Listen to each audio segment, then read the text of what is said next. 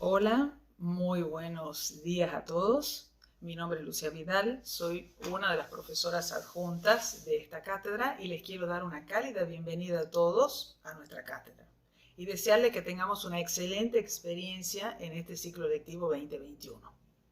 Bueno, les cuento por qué estoy filmando este video. La idea es a través de este video brindarles claves para que les resulte más sencilla la lectura y el trabajo del texto que ustedes tienen que ver para poder realizar este primer práctico. Este texto que se denomina, acá lo tengo, Transiciones de la Antigüedad al Feudalismo, sus crisis y la emergencia de la modernidad y el capitalismo, que elaboró la profesora titular de la cátedra, Marta Barbieri. Para todos los casos en que ustedes hagan prácticos, chicos, y en realidad para siempre, yo les recomiendo una doble lectura. O sea, primero lean el texto en general, leanlo completo, como una mirada panorámica, y después vuelvan a leerlo, pero ahí vayan mirándolo más finamente y para poder ir trabajando las preguntas del práctico. Quiero recalcarles que es fundamental que ustedes miren las clases teóricas que nosotros estamos subiendo también el día de hoy, porque esta no es una clase teórica, es, como les digo, una clase para brindarles claves de lectura para que a ustedes les resulte más amigable y más fácil entrar en contacto con este texto. Este texto es un texto que abarca un enorme arco temporal. Es el texto que tiene el arco temporal más amplio de todos los que van a ver ustedes en este año, porque abarca desde el mundo antiguo, o sea, varios miles de años antes de Cristo, hasta el siglo XVIII. O sea que verán, es un arco temporal muy grande, pero para nosotros es muy importante que ustedes lo miren con cuidado, porque en este texto, chicos, están explicados una serie de procesos que son muy importantes para comprender este mundo contemporáneo que vamos a analizar y en el que nosotros vivimos, ¿sí? En este arco temporal es importante que ustedes consideren que el texto les propone dos transiciones.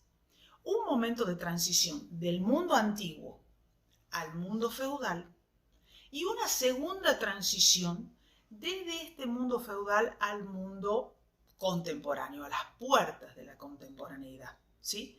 Donde, como les digo, vamos a ver procesos fundamentales de profunda complejidad, ¿no es cierto?, que nos van a permitir responder y comprender muchas cuestiones que influyen en el que se desaten estas revoluciones y se habilite la denominada edad contemporánea. Bueno, en esta primera transición que va desde el mundo antiguo al mundo feudal, el texto les propone primero una pintura bastante sintética de este mundo antiguo, les habla del rol de la esclavitud, les habla de la fuerza que tuvo la civilización urbana, pero asociada a una economía agraria, les habla de la importancia de la agricultura, y eso es muy importante porque, chicos, desde 12.000 años antes de Cristo hasta la revolución industrial en el siglo XVIII, la principal actividad que desarrolló el hombre para subsistir fue la agricultura. Recién con la revolución industrial del siglo XVIII vamos a poder generar otros modos, ¿sí?, a la par de la agricultura. O sea, la agricultura es la base de todas las sociedades que nosotros vamos a ver en este momento y la tienen que realizar para su subsistencia. Este mundo antiguo, chicos, entrará en crisis, es una pintura bastante rápida, entra en el proceso de transición a fines del Imperio Romano, con toda la crisis que sufre el Imperio Romano, y en esta transición hasta el mundo feudal es importante que ustedes consideren uno, que este mundo feudal que se va a organizar en este proceso de transición proviene de la síntesis de tres tradiciones culturales de la antigüedad. O sea, la tradición cultural, la herencia, el legado de los pueblos germanos, por un lado, que habían invadido y finalmente hecho caer, al Imperio Romano, toda la propuesta cultural del Imperio Romano y la que propone el cristianismo. Porque hacia fin del Imperio Romano surge el cristianismo que dará lugar a esta institución tan fuerte que es la Iglesia Católica. Bueno, estas tres legados se entrelazan, se fusionan, se sintetizan y darán lugar a lo que nosotros denominamos el mundo feudal. Esa es una clave importante. La segunda clave es que no dejen de mirar, chicos, el proceso que va a desarrollar la Iglesia Católica, porque en esta transición la Iglesia Católica va a jugar como un puente cultural muy importante, y en medio del caos, cuando el mundo se viene abajo, el mundo existente para los hombres, la Iglesia se va a mantener como un faro y mucha gente va a adscribir a ella. Esta Iglesia Católica, cuando llegue al feudalismo, va a desplegar enormemente su poder y se va a volver en uno de los pilares centrales en la organización de este nuevo mundo feudal.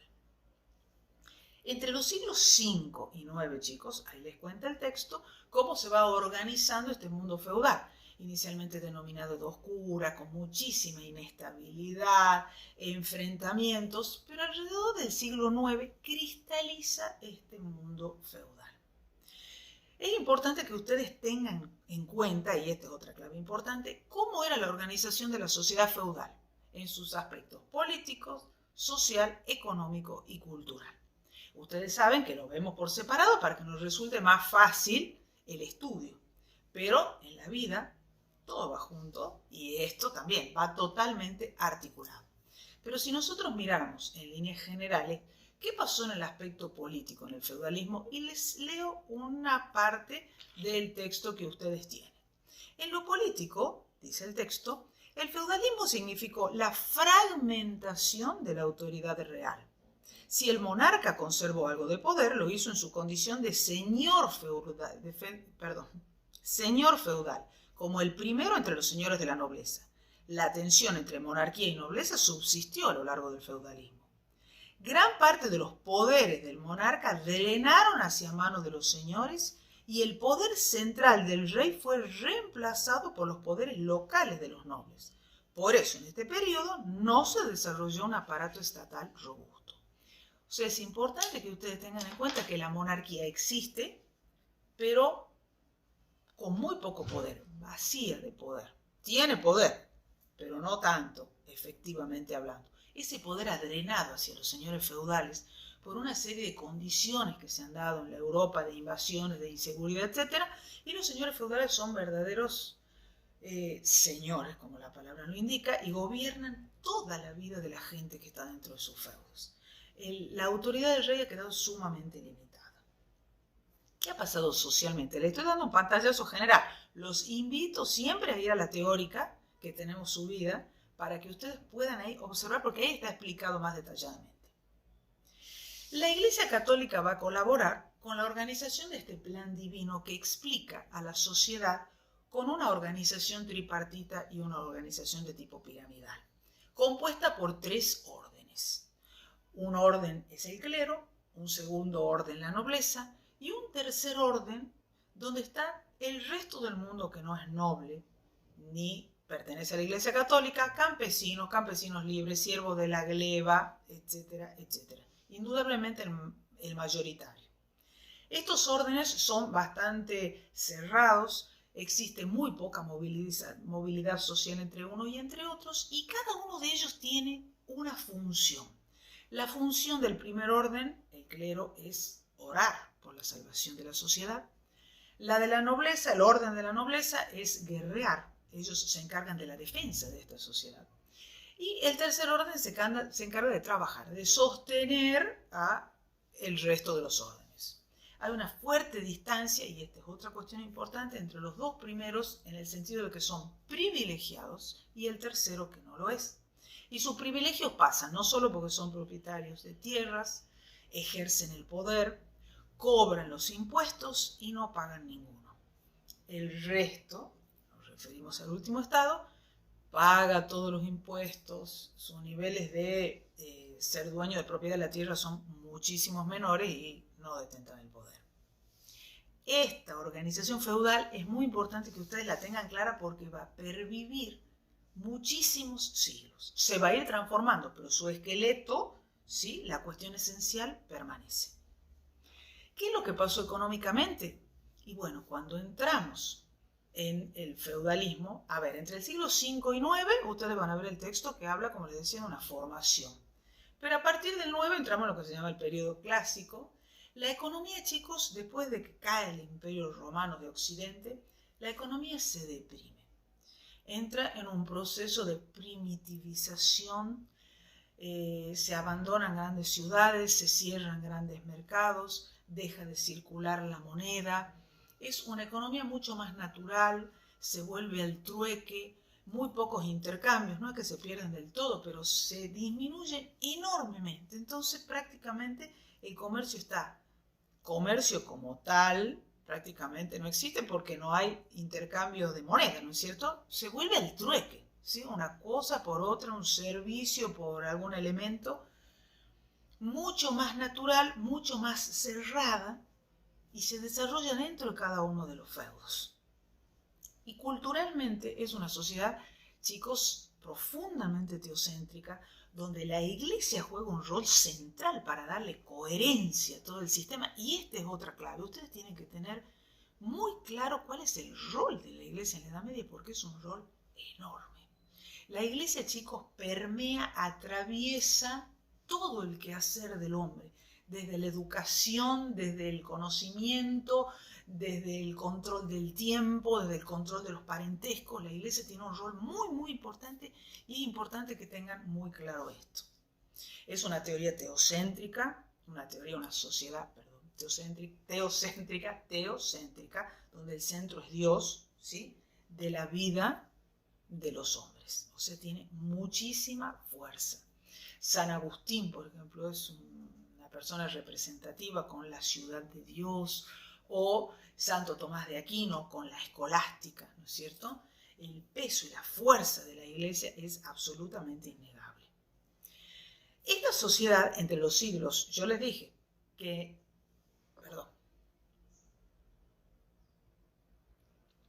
entre los siglos 9 y 11 se forma, 9 al 10 más o menos, allí empieza un enorme proceso de revolución agraria, ¿sí? Donde se comienza a cultivar de otra manera, se utilizan 3 hojas, una se cultiva con un producto, algún terreno se lo divide en 3, ¿no es cierto? Se lo cultiva con un producto, la segunda con otra, la tercera libre, descansa y van rotando.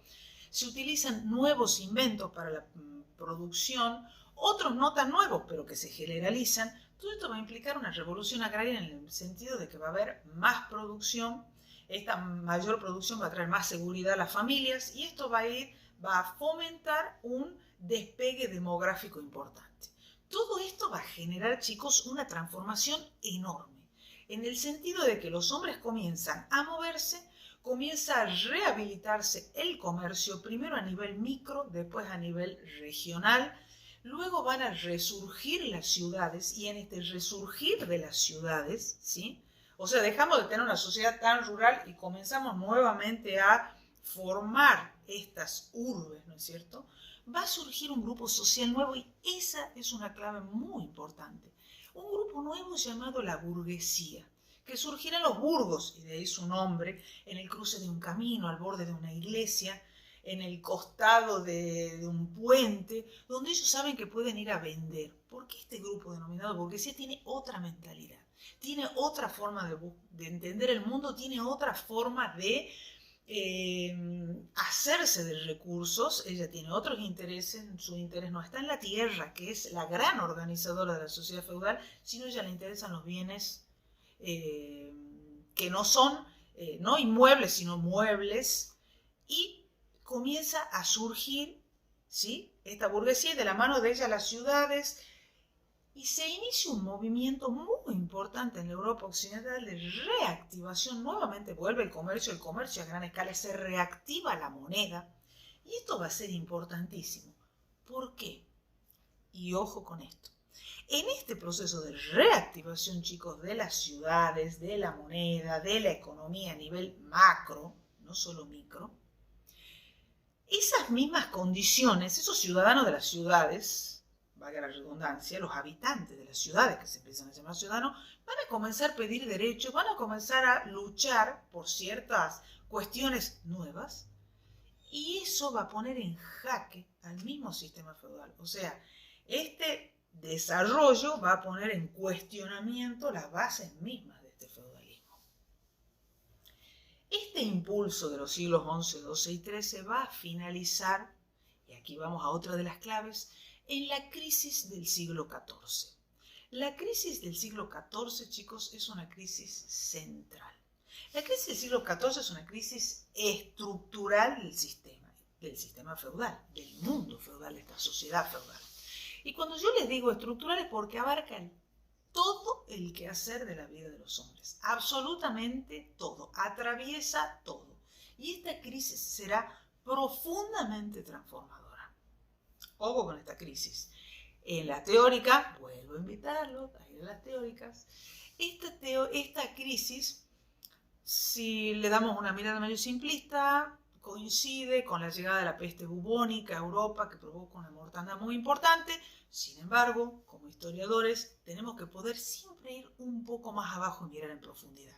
Las verdaderas causas de la crisis, como lo explicamos en la teórica, no están en la peste bubónica, que es un agravante, sino un problema mucho más profundo que está en la estructura misma del sistema feudal, y es un problema de no reinversión en la tierra. No reinvierten los campesinos porque no pueden, apenas viven con un nivel de subsistencia limitadísimo, y los nobles no lo hacen porque no está en su mentalidad la reinversión. El tema es que los efectos de esta crisis, muy importante, van a generar profundísimas transformaciones y van a habilitar ya esta segunda transición de la que hablamos. ¿Se acuerdan que eran dos? Bueno, ahora vamos a ver cómo transita esta sociedad europea occidental desde el mundo feudal, que entra en crisis con la crisis del siglo XIV, hasta el siglo XVIII. Decíamos entonces que es importante entender en esta segunda transición cómo ésta se da en los aspectos político, económico, social, cultural, ¿sí? Luego de esta profunda crisis del siglo XIV. Lo primero es, vamos a ver la cuestión económica, cómo transita la sociedad económicamente del siglo XVI al XVIII. Y bueno, es importante señalar que la economía fluctúa. Son ciclos de auges y ciclos de crisis. O sea, la economía no tiene un crecimiento lineal, tiene un desarrollo fluctuante. Y ya vimos que de los siglos XI al XIII hubo un ciclo de auge, el siglo XIV hemos dicho que es de crisis, los siglos XV y XVI nuevamente serán de auge, el siglo XVII de crisis y el siglo XVIII planteará un nuevo auge y ahí se romperá toda esta cuestión de los ciclos porque la revolución industrial va a poder romper con estas cadenas que mantenían atada a las sociedades a la agricultura. Porque esa es la explicación de por qué fluctúa, ¿sí? Por el rol que tiene la agricultura, por la dependencia absoluta que tienen los hombres de esta agricultura. En este siglo XVI, ustedes van a ver, el texto les explica, es un siglo de signo positivo, es un siglo donde hay una recuperación de los tejidos demográficos y eso impulsa una Europa hacia afuera en conocimiento del mundo. ¿Se acuerdan que Portugal da la vuelta hacia África para ir a la India? España, de la mano de Colón, se va hacia América, se comienzan a construir los primeros imperios coloniales, portugués y español. Un siglo después seguirán los ingleses, los franceses, pero es muy importante la construcción de todos estos imperios coloniales porque variará toda la realidad comercial, etcétera, etcétera, en todos los países fundamentales de Europa. Esto será continuado, como les digo, esto está explicado bien en la teórica, por una profunda crisis del siglo XVII, pero acá hay otra clave. O sea, no solo sepan mirar el siglo XVII de dos maneras. Por un lado, es un ciclo de crisis, de caída, de hambrunas, ¿sí? De muerte, pero por otro lado es un ciclo que posibilitó muchísimas transformaciones.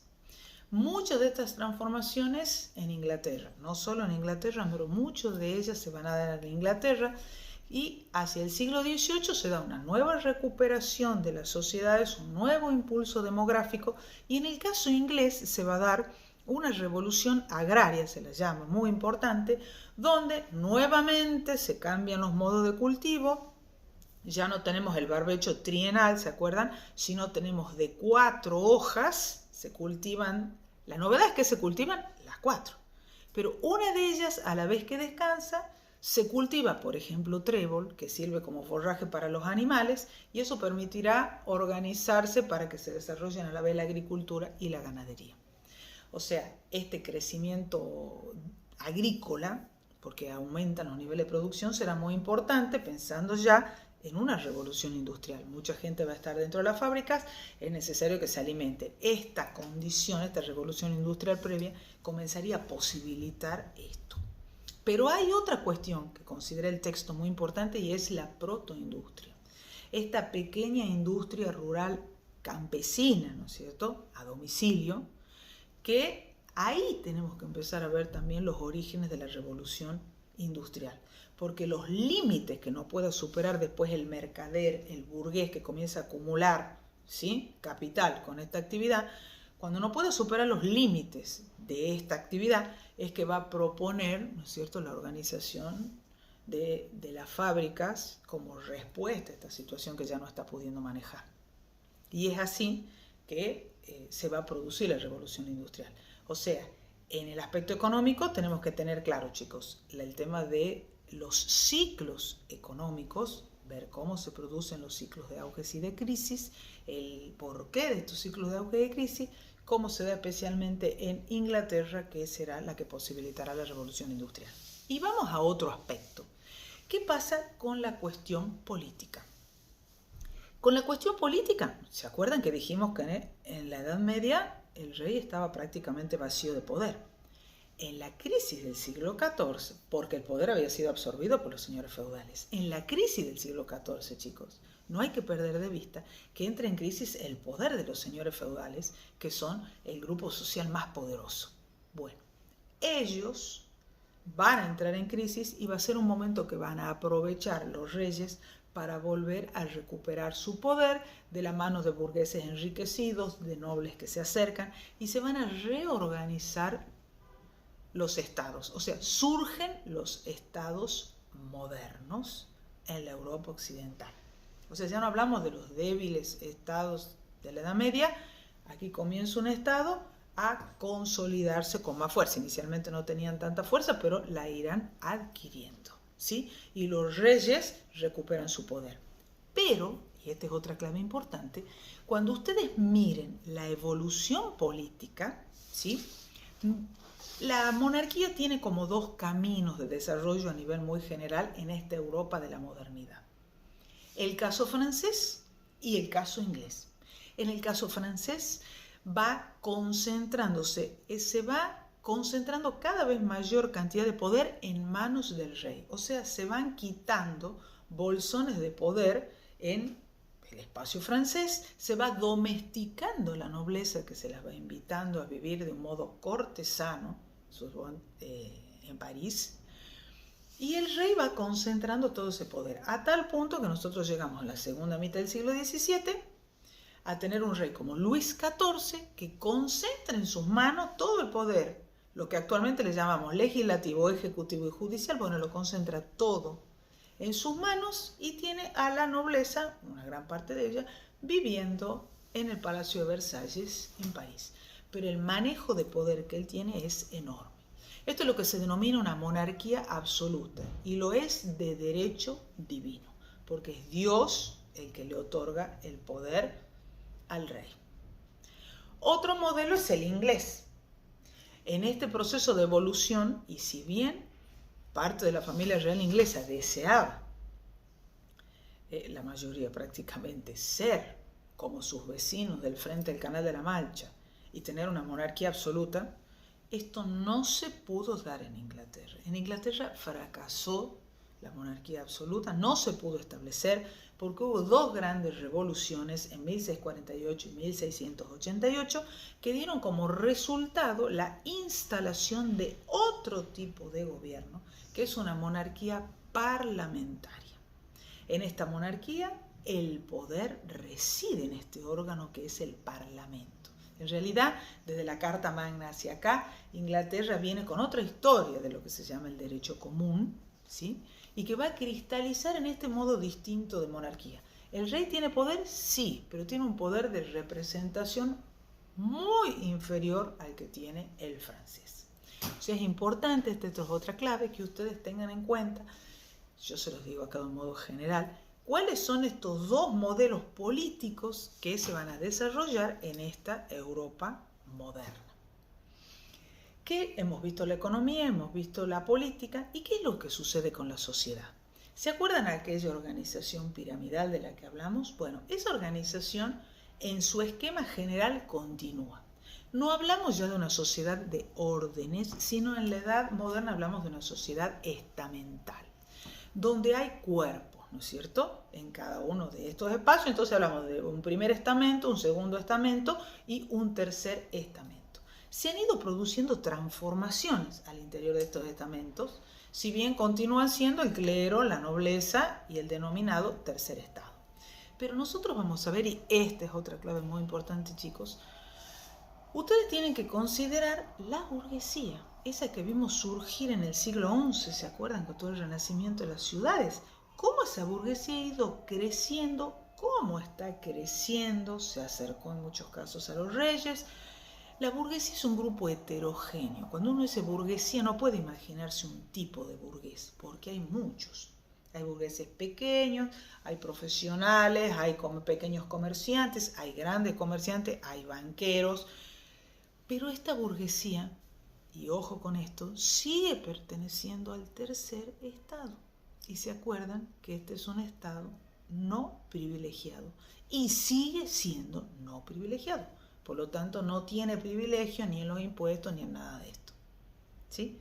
Entonces, ojo cuando ustedes vean evolucionar esta sociedad y el rol cada vez más importante que van teniendo la sociedad de las burguesías, y sin embargo no tienen representación política. Y la última cuestión, para no hacer muy largo esto, es el tema de la cultura. O sea, el siglo XIV va a ser fundamental para asestarle un golpe muy importante a esta cultura teocéntrica, ¿sí?, que predominaba durante la Edad Media, decimos, y se va a ir pasando lentamente a una cultura antropocéntrica, donde el centro del interés es el hombre, de ahí antropocéntrica. O sea, comienza a mirarse al hombre como el centro del mundo, donde comienza a interesar su goce del mundo, sus placeres, y en este caso, me olvidé de mencionarles, pero aprovecho para mencionar, no me olvidé de mencionarles nada, perdón.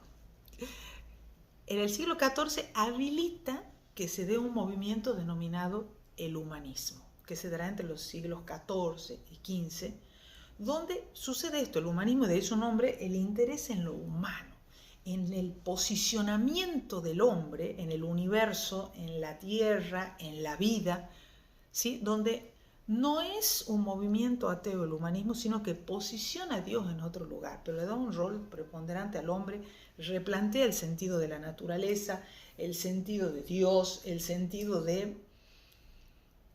Les quiero decir con esto que el humanismo pone una cuña muy importante y abre la posibilidad de una cultura laica, una cultura no eclesiástica. Y esta cuña que abre en la cultura el humanismo irá lentamente desarrollándose. Es una grieta a través de la cual se comienzan a filtrar muchas ideas. Ellos son lectores y admiradores de los griegos, ¿sí?, del mundo antiguo, de los romanos, del concepto de libertad que tenían, etcétera, etcétera, y que lo van a traer, lo van a ir aplicando y desarrollando. Este humanismo posibilitará que un poquito, aunque empieza como un fenómeno pequeño de élite, como pequeños epifenómenos en algunas ciudades, en el norte italiano, en Holanda y en algunos otros lugares, esto lentamente se va a ir ampliando. Y así en el siglo XVII, chicos, nosotros vamos a tener a Descartes, que habla del racionalismo, o sea, esa cultura tan dominada por la Iglesia, vamos a ver que comienza a ser cuestionada, y no porque lo diga la Iglesia se lo cree ciegamente, sino que empiezan con la luz de la razón, lo que cada uno es capaz de razonar, hacer que las personas sean más críticas, más cuestionadoras en este sentido, ¿sí? Por ejemplo, el modo de construir el conocimiento ya no es se dice de esto, sino que empiezan a través de Bacon y de otros, Newton, a ver, un método mucho más experimental que tiene que ver con la observación y con el conocimiento real del mundo.